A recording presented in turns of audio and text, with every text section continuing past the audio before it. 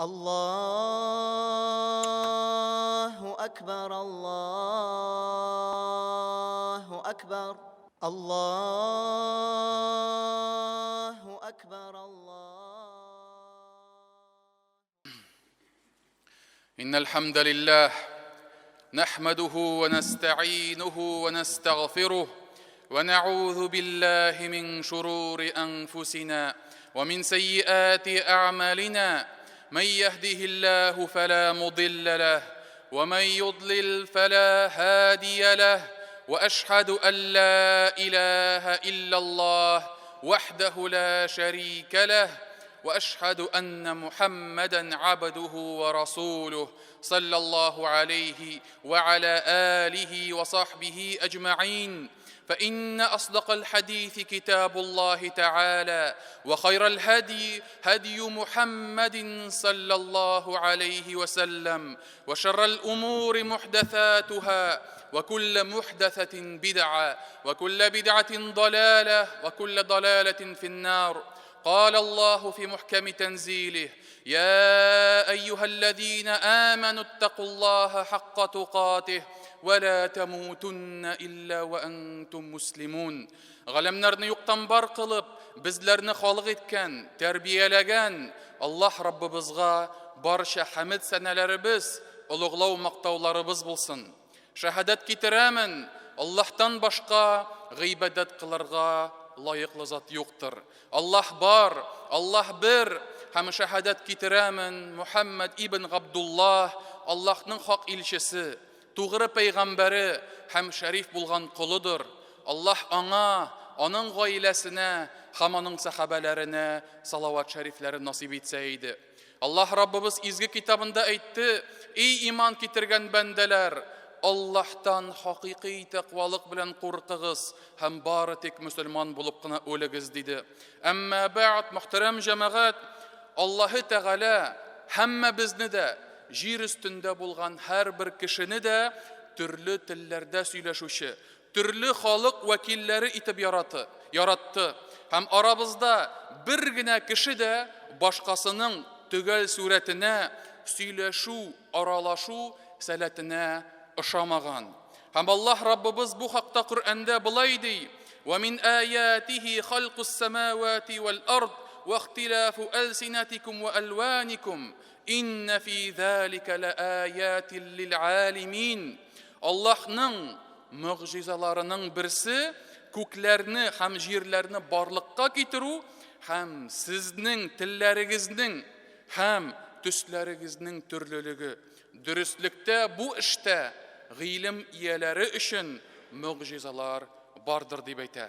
Һәм икенче аятында Аллаһ Тәгалә әйтә: "Валау ша'a раббука ладжa'ала ан-наса умматан вахида ва ла язалуна мухталифин илля ман рахима раббук ва лидhalika халакахум." Аллаһ Тәгалә әйтә: "Әгәр Раббың теләгән булса, бөтен кешеләрне дә бер өммәт итеп яратыр иде. Бер төркем иман ияләре итеп яратыр иде. Ләкин Аллаһның рәхмәте тигән кешеләрдән калганнары хаклык мәсьәләсендә төрле фикерләргә бүленделәр. Һәм алар шуның өчен яратылдылар да." Һәм мөхтәрәм җәмәгать, бу ике аятта Аллаһы Тәгалә безгә төрле булып яратылдыгыз дип әйтә.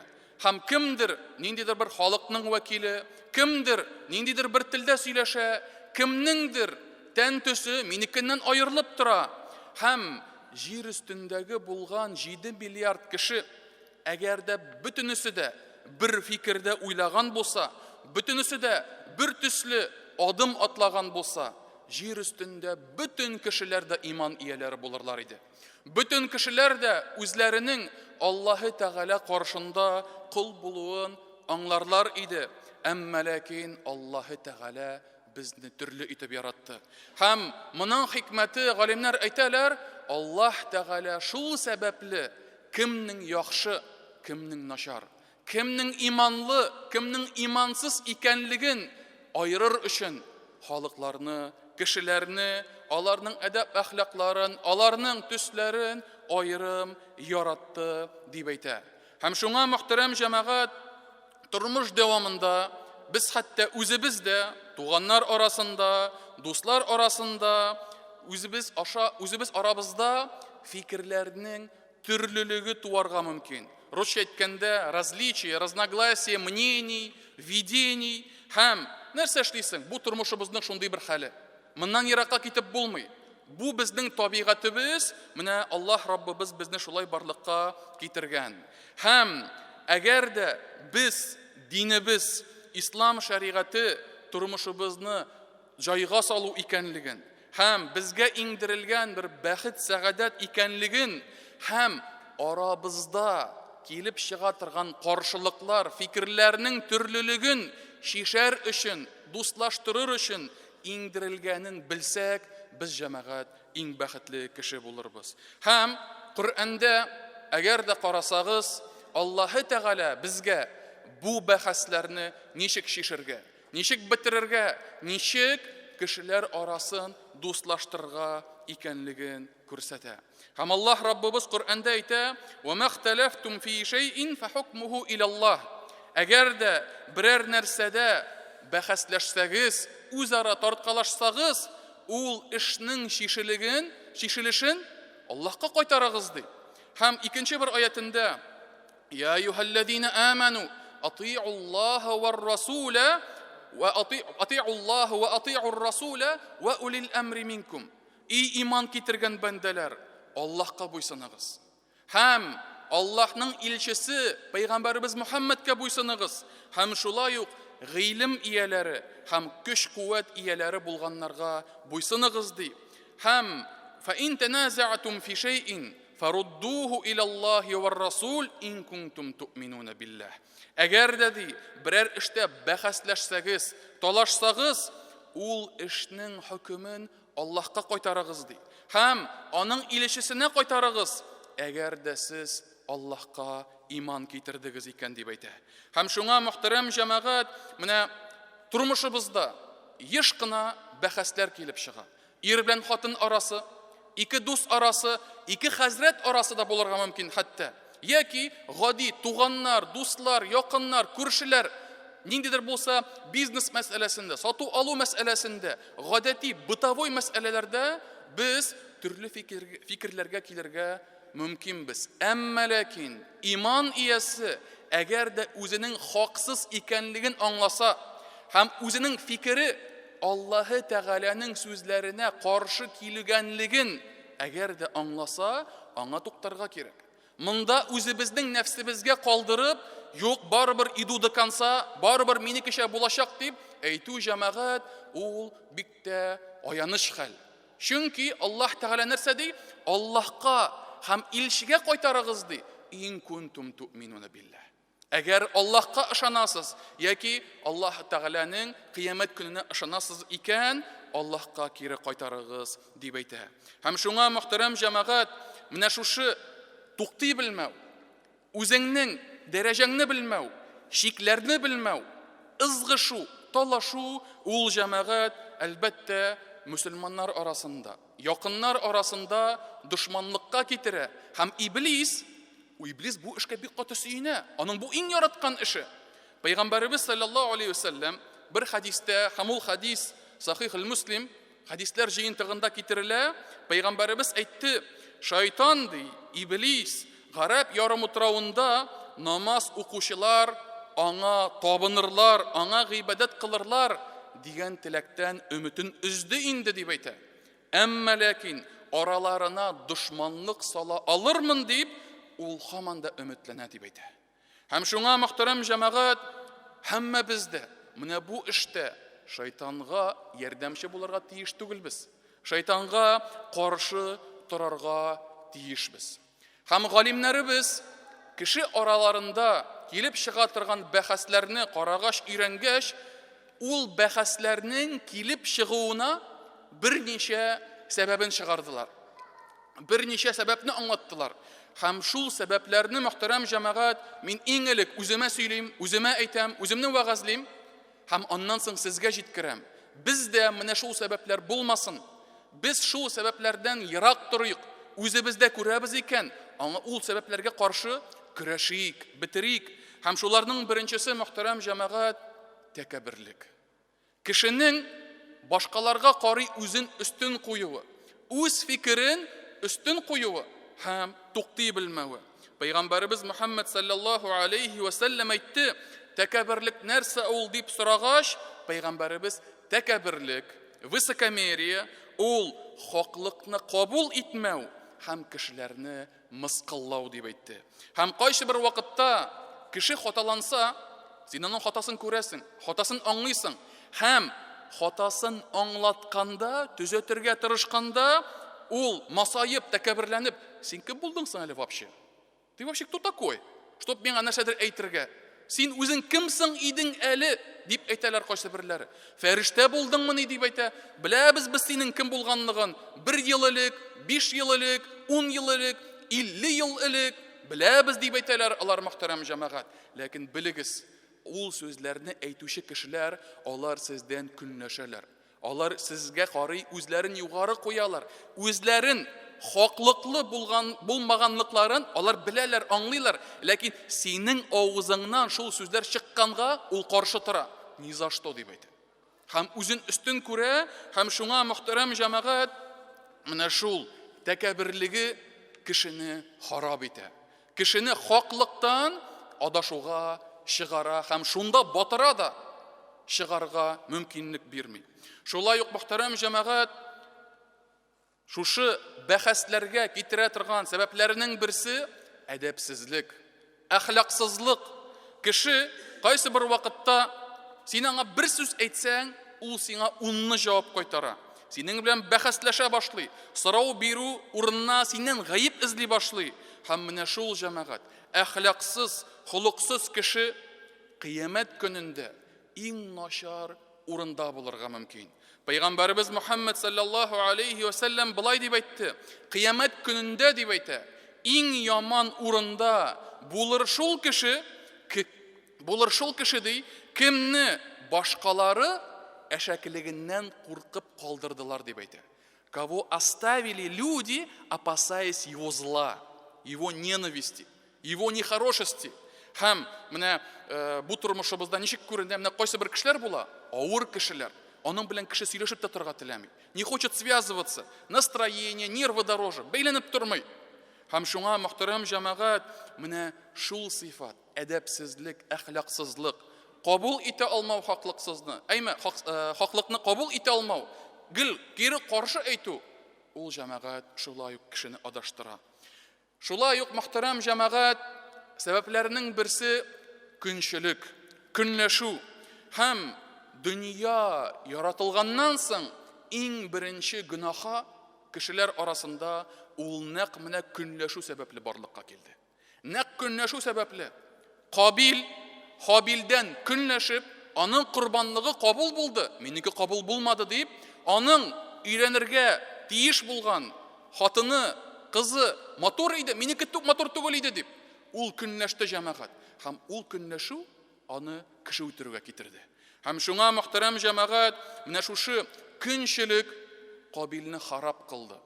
Һәм шул вакыттан алып кыямәт көненә хәтле бүтән эшләнгән үтерү гөнаһасы, шуның бер өлеше шул Кабилгә бара мөхтәрәм җәмәгать. Кабилгә языла. Аны нәрсә битерде? Аны нәрсә харап кылды? Аны менә шушы көнләшүе харап кылды. Шулай ук мөхтәрәм җәмәгать, Бәну Исраил кавмы элек-электән Мәдинәнең тирәләренә, Мәдинә яннарына күчеп утырдылар.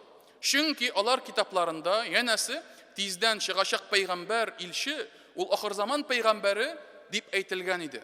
Әмма ләкин пәйгамбәрбез Мөхәммәд саллаллаһу алейхи ва сәллям илче булгач, алар аны кабул итмәделәр. Ни өчен? Чөнки ул гарәп булды. Гарәп халкыннан чыкты. Алар кавменнән түгел.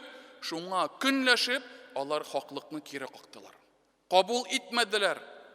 Һәм менә бу да мөхтәрәм җәмәгать көнләшүләре сәбәпле аларны бәхетсезлеккә китерде. Һәм шуңа мөхтәрәм җәмәгать кайсы бер вакытта менә шушы көнләшү, әйме, кешенең хәтта шушындый көлкегә кала торган эшләргә мәҗбүр итә.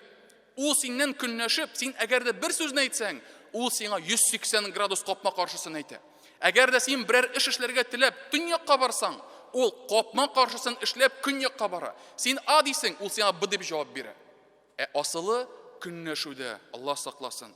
Шулай ук мөхтәрәм җәмәгать, бәхәсләргә һәм ызгыш талашларга каршылыкка китерә торган эшләрнең берсе ул кешедә булган сүзләрнең яки эшләрнең яки ниндидер яңалыкларның дөрестлеген тикшермәү. Дөрестлеген белмәү, белергә теләмәү. Аллаһы Тәгалә изге китабында безгә булай дип әйтә: يا أيها الذين آمنوا إن جاءكم فاسق بنبأ فتبينوا أن تصيبوا قوما بجهالة فتصبحوا على ما فعلتم نادمين.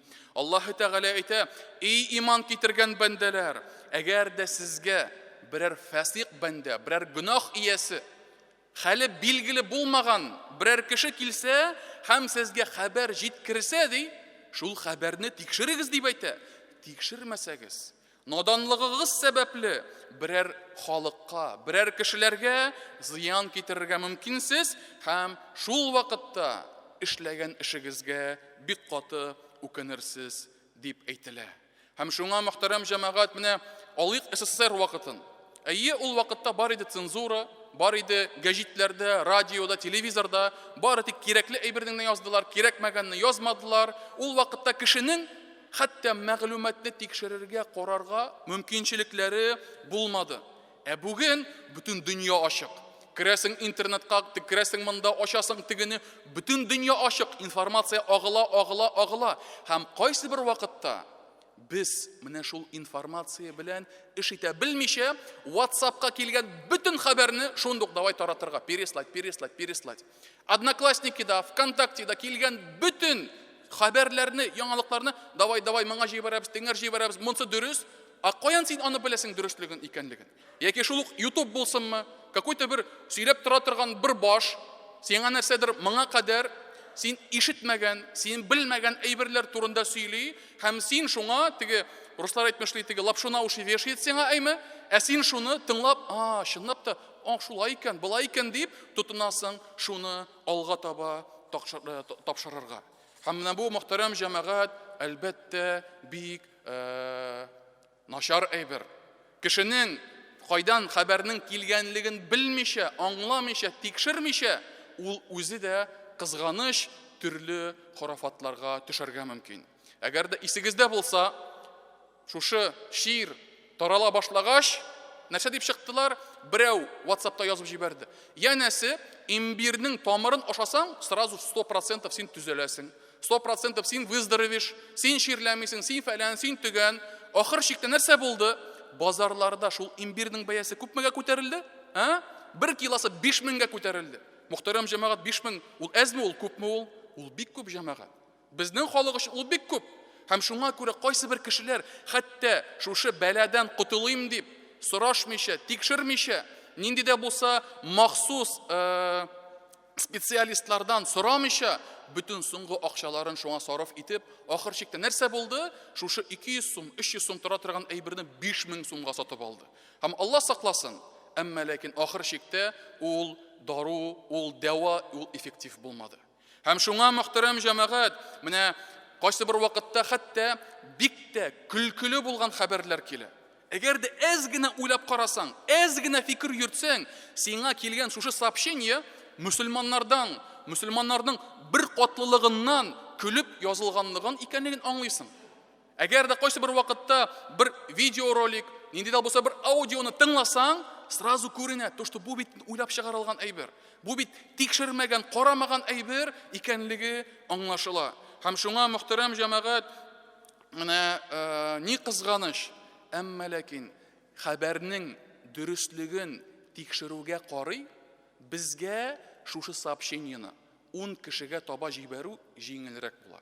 Иногда, вместо того, чтобы узнать достоверность информации, которая к тебе пришла, которая действительно объективная, и она пришла от специалистов, это все тяжело проверять, книжки какие-то читать, спрашивать там у знающих и так далее. Да? Мне проще WhatsApp переслать 1, 2, 3, 5, 1, 2, 3, 5 и своим всем контактам рассылать.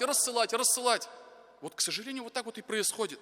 Һәм шуңа, мөхтәрәм җәмәгать, менә кеше шул тикшермәгәнлек сәбәпле ул башкаларына бәрелә башлый, агрессивно сөйләшә башлый, үз фикерен көчләп такмакчы була, мөхтәрәм җәмәгать. Ә бит ул башында үзе тикшермәде, үзе карамады һәм каш ясыйм дип күз чыгара башлады, мөхтәрәм җәмәгать. Аллаһы Раббыбыз һәммәбезне дә гафу кылсын. Ә безгә нишләргә, ничек андый бәхәсләрне бетерергә Пәйгамбәрбез саллаллаһу алейхи ва саллям безгә шушы киңәшләрен бирде. Һәм ул үзе, әгәр дә нинди дә булса тарткалашу килеп чыкса, ул аны йомшаклык белән бетерә иде, йомшаклык белән җавап бирә иде. Хәтта Мәдинәдә мунафиклар башлыгы Абдуллах ибн Убей ибн Сәлүлгә дә ул булдыра алганча кадәр мунафикларның башлыгына йомшак җавап бирде. Һәм аңына килмәс микән, бу бузык эшен калдырмас микән дигән ниятләр белән аңа йомшак эндәште. Шулай ук, мөхтәрәм җәмәгать, бер кыссаны сөйләп узасым килә сезгә. Пәйгамбәрбез саллаллаһу алейхи ва саллям Мәдинәдә булганда бер Бану Исраил кавымыннан булган бер кешесе Пәйгамбәрбезгә килеп «Әссәламу алейкум» сүзе урнына «Әссәму алейкум» дип исәнләште. «Әссәламу алейкум» мир вам, сезгә иминлек булсын, тынычлык булсын дигән сүз, әмма ләкин лам хәрефен генә төшереп калдырсаң, «Әссәму алейкум» сезгә агу булсын, дөньягыз бетсен, дүмегегез дигән мәгънә килеп чыга. Һәм Аллаһ илчесе ул сүзләрне ишеткәч, «Ва алейкум» дип кенә җавап бирә иде. Кызмый, кышкырмый, «Ва алейкум» дип кенә җавап бирде. Һәм бер вакытны хатыны Гайша, Аллаһ аннан һәм аның әтисеннән риза булсын, ул сүзләрне ишеткәч, инде ачуы килде, кызды, әйме, һәм кышкырып теге кешегә «Ва алейкумуссаму вал ла'нату» дип кышкырды. Ягъни, сезгә дә агу булсын, сезгә дә ләгънәт булсын дип Гайша җавап кайтарды. Һәм бу сүзләрне Пәйгамбәрбез саллаллаһу алейхи ва саллям ишеткәч, нәрсә ди? «Эй Гайша» дип әйтә. Нәрсә булды бу дип әйтә. Ник алай әйтәсең? Ашыкма. Аллаһ йомшаклыкның бөтен эштә булуын ярата дип әйтә. Аллаһы Тәгалә ди йомшаклыкның һәрбер эштә булганлыгын ярата дигәч, Гайша анабыз әйтә: "Аллаһ илчесе, ә син аларның нәрсә әйткәнлеген ишетмәдеңме?" дип әйтә. Син күрмәдеңме алар безгә нәрсә телиләр дигәч, Пәйгамбәрбез саллаллаһу алейхи ва саллям: "Соң мин бит аларга ва алейкум" дип җавап бирдем ди. Ягъни, сезгә дә шулай. Нәрсә телисез, сезгә дә шул булсын дип җавап бирдем дип әйтә. Шуны күрмәдеңме дип Пәйгамбәрбез саллаллаһу алейхи ва саллям Гайша анабызны әдәплелеккә, йомшаклыкка чакыра. Һәм шуңа, мөхтәрәм җәмәгать, менә Пәйгамбәрбезнең хәтта душманнары була турып та, аларга шулай мөрәҗәгать итүләре, аларга шулай җавап бирүе, әлбәттә безгә зур бер үрнәк булганлыгын күрсәтә. Һәм шуңа, мөхтәрәм җәмәгать, ахыр сүземдә әйтәсем килә, менә фикер каршылыгын бетерер өчен без хәбәрнең дөрес булганлыгын яки дөрес булмаганлыгын тикшерергә тиешбез. Ниятебез ихласлы булырга тиеш, мөхтәрәм җәмәгать. Һәм сүзләребезне кешегә җиткергәндә дә Аллаһы Тәгаләнең ризалыгын өмет итәргә тиешбез. Әгәр дә хаклык сүзе безгә ачыкланса, кем генә аны безгә әйтмәсен, без кабул итәргә тиешбез. Һәм соңгысында, иң соңгы сүзем, синең белән бәхәскә кергән кардәшең мөселман булганлыгын онытма. Нәрсә генә әйтмәсен, нинди генә эшләр кылмасын, ләкин ахыр чиктә ул бит иман иясе. Һәм менә шул синең аның белән талашуың, ызгышың, шул иманның кыйммәтен бетерергә тиеш түгел. Иманлы дуслыкның, кардәшлекнең кыйммәтен юкка чыгарырга тиеш түгел. Һәм Аллаһы Тәгалә һәммәбезнең араларыбызны яхшыртса иде, гыйлемнәребезне, хикмәтлекләребезне арттырса иде, иманнарыбызны куәтләсә иде. Амин. Aqulu ma tasma'un wa astaghfirullaha li wa lakum wa lisa'iril muslimina min kulli dhanb fastaghfiruhu innahu huwal ghafurur rahim. Allahu akbar, Allahu akbar, Allahu